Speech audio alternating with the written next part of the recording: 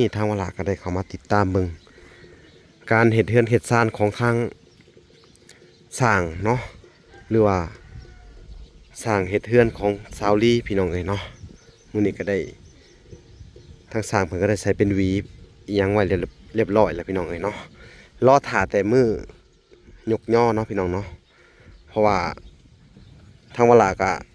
สั่งตีนเสามาแหละพี่น้องเอ้ยมื้อนี่แหละเขามาส่งให้เรียบร้อยแล้วครับเพิ่นก็จะได้ครึ่งเนาะครึ่งตีนเสาอิหยังเรียบร้อยแล้วก็สิได้ย่อพี่น้องเอ้ยย่อกระยันมันบ่ทันหน้าพ้นเนาะทางผู้ใหญ่เพิ่นก็บอกอยู่เนาะคือทางพ่อตู้บุญจันทร์คำบุญเทืองเนาะทางแม่ตู้นงคำบุญเทืองพี่น้องเอ้ยเพิ่นก็เป็นห่วงครอบครัวนี่เนาะพี่น้องสบายดีไสพรสบายดีสบายดีน้องเนาะบุษดีพี่น้องเอ้ยไปทางไหนล่ะแม่มื้อนี้ไปหาหน่อไม้โอ้ไปหาอยู่หากินแต่เช้าเนาะเผาเพื่อนไปกับไผกับน้องบ่แม่อืมเลยมื้อนี้โรงเรียนบ่ได้เข้าบ่ไสพรฮะบ่ได้ไปโรงเรียนบ่บ่ได้ไปเนาะโรงเรียนคือมื้อนี้แม่ไปหาของกินเนาะโดยแล้วก็ไปคู่มื้อเนาะโดยทางเสาลีนั่นแหละเด้อก็ต้องหาอยู่หากินพี่น้องเอ้ยเนาะตามธรรมชาติบ้านเฮาเนาะบางเทื่อสิรอท่าทางเฮามาซื้อของมาให้กินตลอดมันก็เป็นไปบ่ได้เนาะโดยเพราะว่าอยู่ในบ้านนอกของนาพี่น้องเอ้ยหรือว่าทางชนบทนี่ประเภทยามนี่ก็เนาะแมงจักจั่นก็ติดได้เนาะโดยและก็อันน่ะพี่น้องเอ้ยหาหน่อไม้หน่อมันเนาะโดยก็ยังพอได้กินอยู่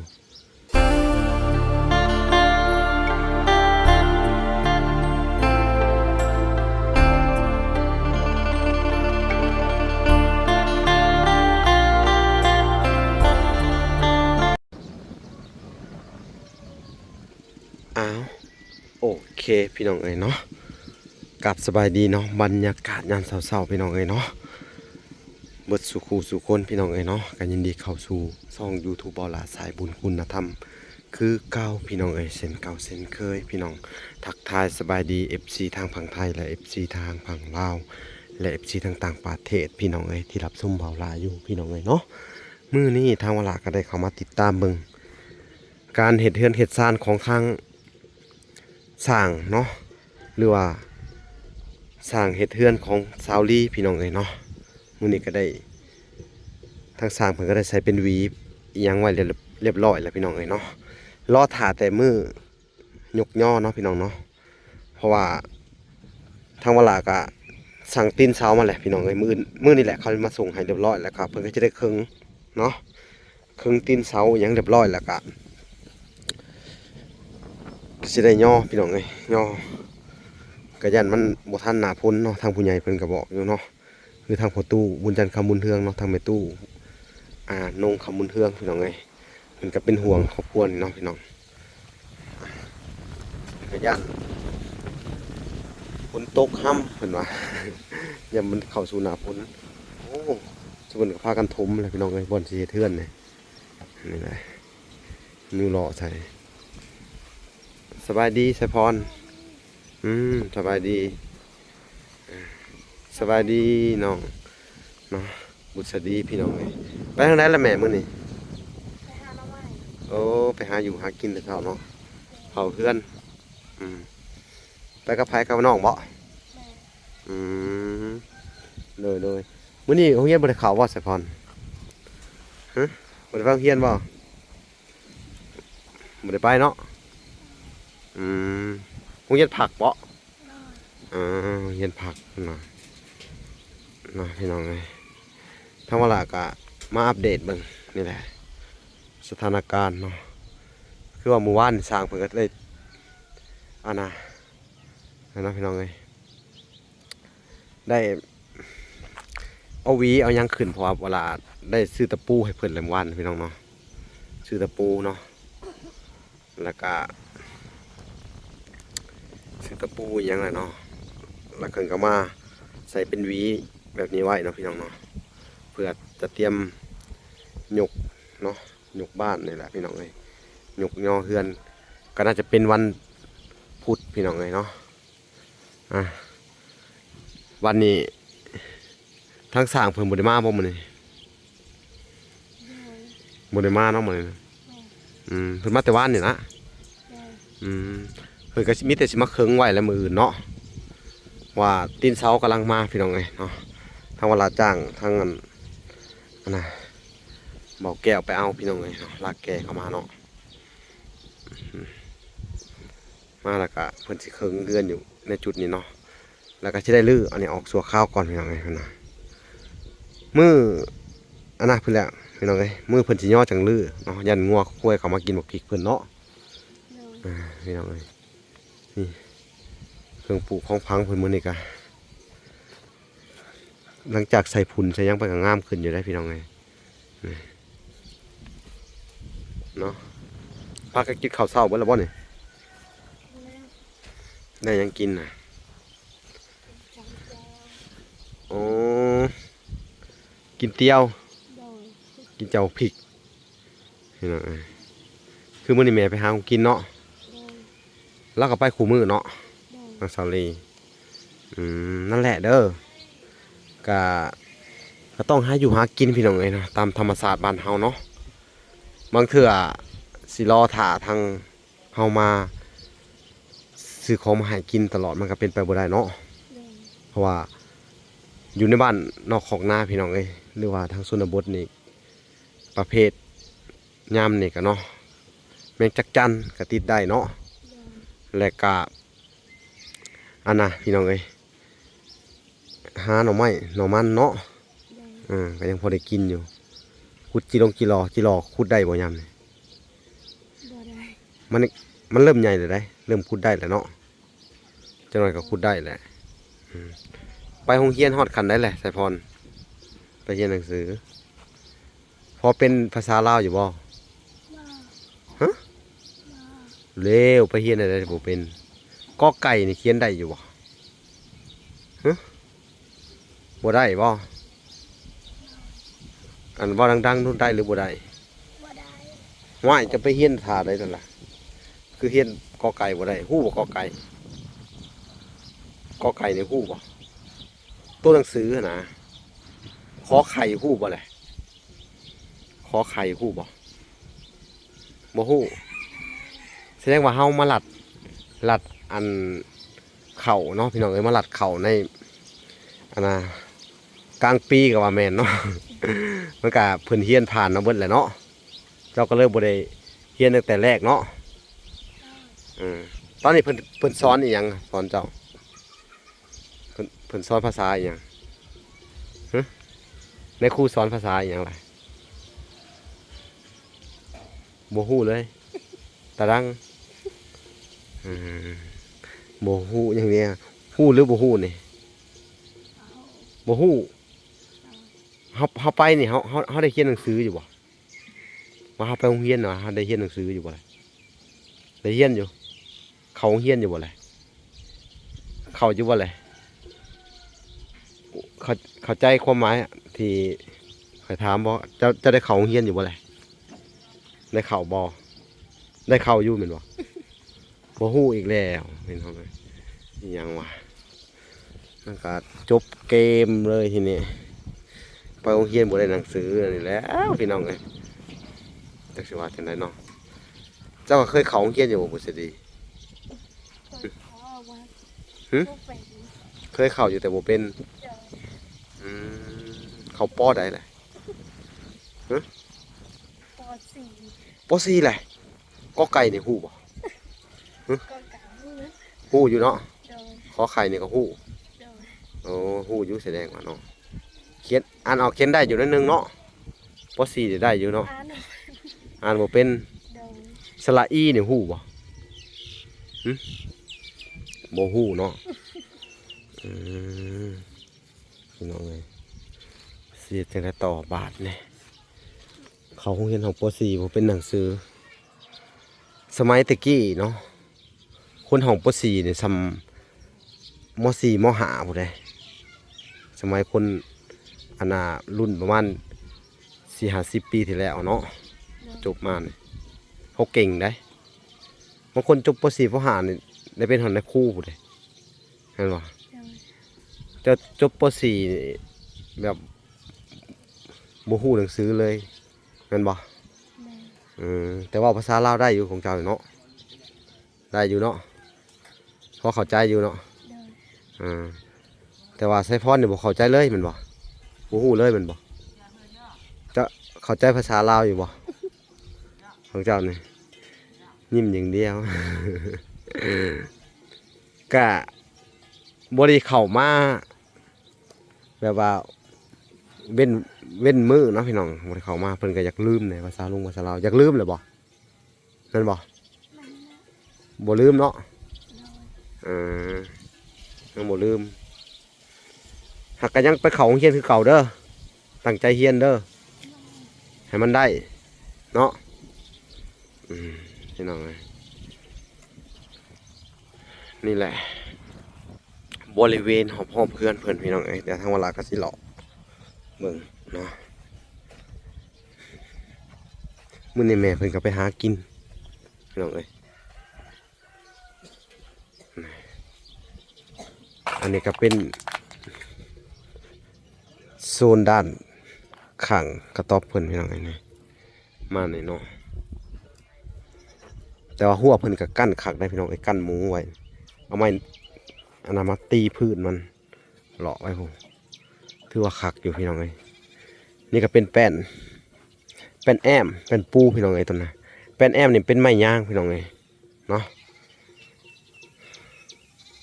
ทั้งเวลาก็ได้สั่งตีนเสาแล้วก็สั่งอันซีนัวมาอีกพี่น้องเอ้ยขาด10 โตเนาะเพิ่นกำลังสิเอามาให้ละซีนัวแล้วบ่ฮู้ว่าเพิ่นสิเคิงไปลักษณะใดเนาะพี่น้องเนาะ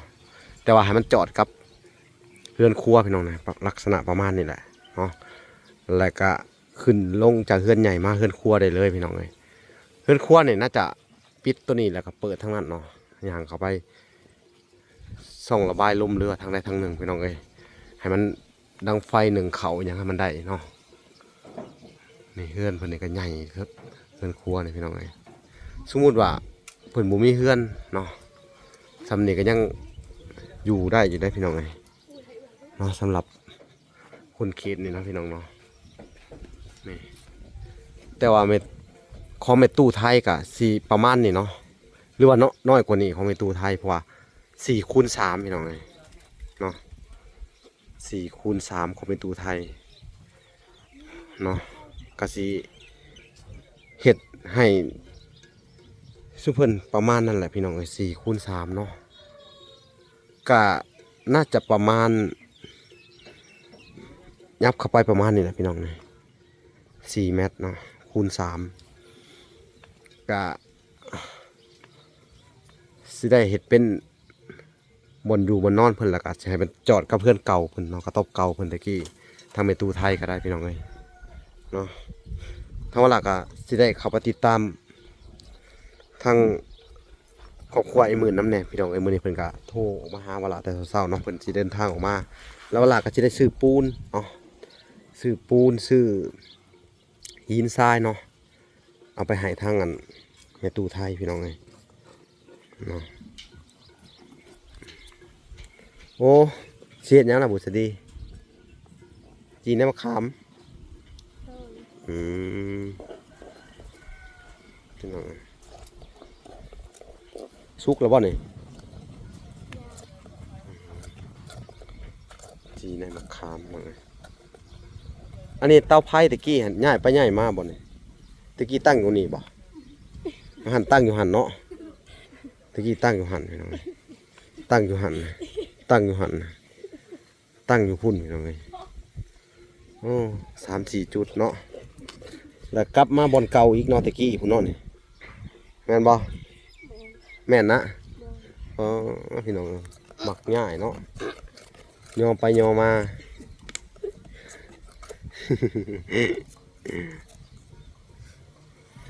มื้อนี้แม่เพิ่นบ่อยู่พี่น้องเอ้ยค่อนข้างจะเงียบเหงาเนาะ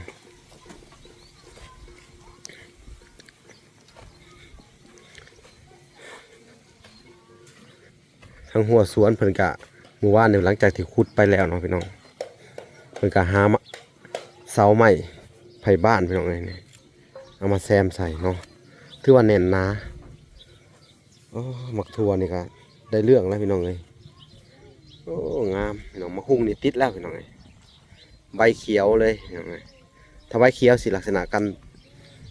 เจริญเติบโตมันไวขึ้นพี่น้องเอ้ยพืชผักนี่เนาะนี่ถ้าแม่นตกฤดูหนาวพี่น้องหรือว่าเข้าสู่เดือน11พี่น้องเอ้ยเริ่มปลูกหมักพริกเนาะหรือว่าเริ่มปลูกผักอหยังกัดสีเขียวงามตามธรรมชาติเลยพี่น้องเพราะอากาศในช่วงนั้นมันจะเย็นนะพี่น้องเนาะค่อนข้างจะอากาศดีในช่วงนั้นพี่น้องเอ้ยพอตกมาในช่วงปลายเดือน2พี่น้องอากาศจะเริ่มร้อนขึ้นทางประเทศลาวก็สิประมาณนี้แล้วก็มาฮอดฤดูเดือน4นี่คือหน้าร้อนจัดเลยพี่น้องเดือน4เดือน5เข้าสู่ฤดูฝนต่อบัดนี้เนาะ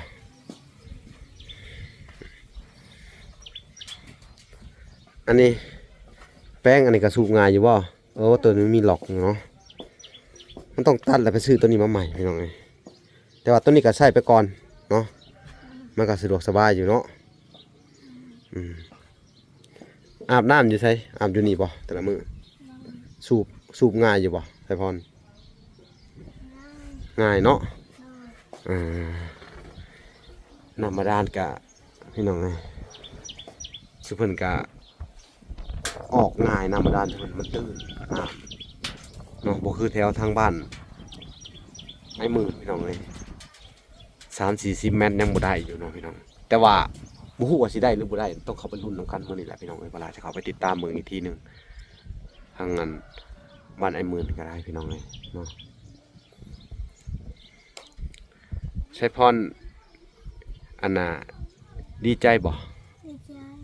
ที่เขากำลังสิย่อเฮือนหันนี่ได้ โดย สิได้เฮือนใหญ่แล้วเนาะ โดย คือในส่วนของน้องไซพรเนาะเป็นลูกชายเดียวเนาะ โดย ที่เหลือก็เป็นผู้หญิงเบิด โดย อันน่ะไซพรนี่อยากเก่งหนังสืออยู่บ่อยากเป็นหนังสืออยู่บ่ เป็น อยากเป็นอยู่บ่ โดย อยากเป็นต้องไปเรียนคู่มือเด้อ โดย ตั้งใจเรียนเด้อ โดย ความฝันของเฮานี่ใหญ่มากอยากเป็นหยังไงความฝันน่ะ บอกเป็น ฮะ บอกเป็น บ่เป็นหยัง โดย บ่อัน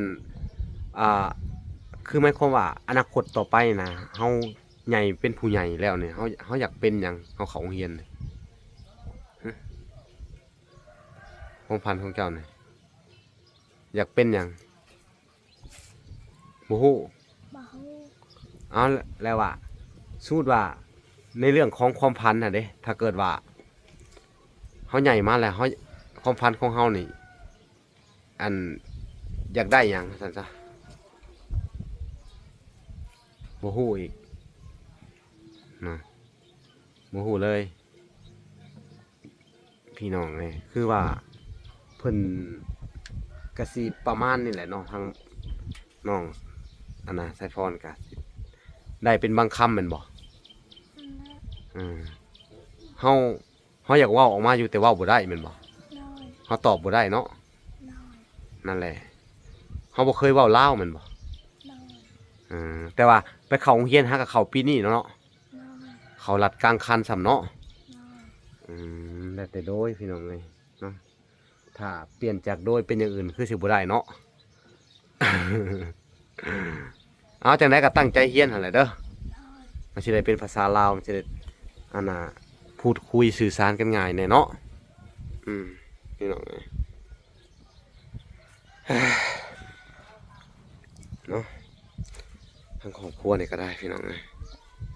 ลูกเต้าเพิ่นก็บ่ฮู้ภาษาลาวเบิดทุกคนเลยเนาะก็สิฮู้แต่น้องบุษดีเนี่ยก็เป็นคนขี้อายพี่น้องเอ้ยเนาะฤดูนี่พี่น้องเอ้ย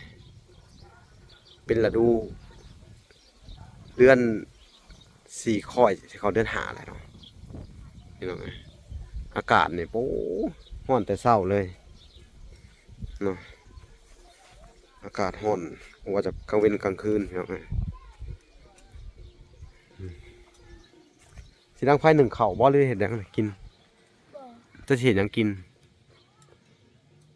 ที่จีนเนี่ยมะขาม โดย ห่วย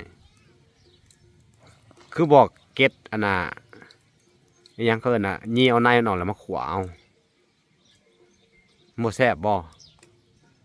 ต้องเผาเอาว่าสิเนาะ โดย พี่น้องนี่คือย่อพิตตี้มันแดดนี่ย่อเขามาในพี่นี่มาตั้งอยู่บนนี่นี่อากาศในช่วงประมาณ9 โมงพี่น้องเอ้ยนี่เริ่มร้อนมาแล้วหน้านี่ก็โอ้พี่น้องเอ้ยเมื่อยในการเดินทางกะบางทีเดินทางเข้าไปทางบ้านไอ้หมื่นพี่น้องเอ้ยทางเมตูไทยเนาะทางบ้านเออเบอร์สีใกล้พอสมควรนะพี่น้องเอ้ยเนาะ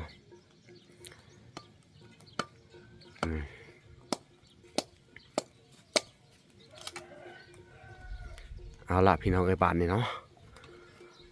ทางเวลาก็จะได้มาอัปเดตแต่เพียงเท่านี้เนาะแล้วก็มื้ออื่นจะก็จะได้เข้ามาติดตามเบิ่งการเครื่องเฮือนของเพิ่นเนาะแล้วก็เวลาจะได้กะเกียมหาซื้อกับข้าวเนาะหรือว่าซื้ออาหารมาให้เพิ่นเฮ็ดกินในมื้อย่อเฮือนเนาะเอาโอเคพี่น้องเอ้ยคลิปนี้ก็สิได้จบลงก่อนเนาะแล้วก็ให้ทุกคนไปติดตามคลิปตอนต่อไปพี่น้องเอ้ยเนาะคลิปนี้ก็สิได้ขอตัวลำลาก่อนพี่น้องเอ้ยเอาพบพอกันใหม่คลิปหน้าพี่น้องเอ้ยอยู่ที่บ้านไอ้ตุ้มเนาะเวลาจะไปอัปเดตทางไอ้ตุ้มต่ออีกโอเคพอกันใหม่บ๊ายบาย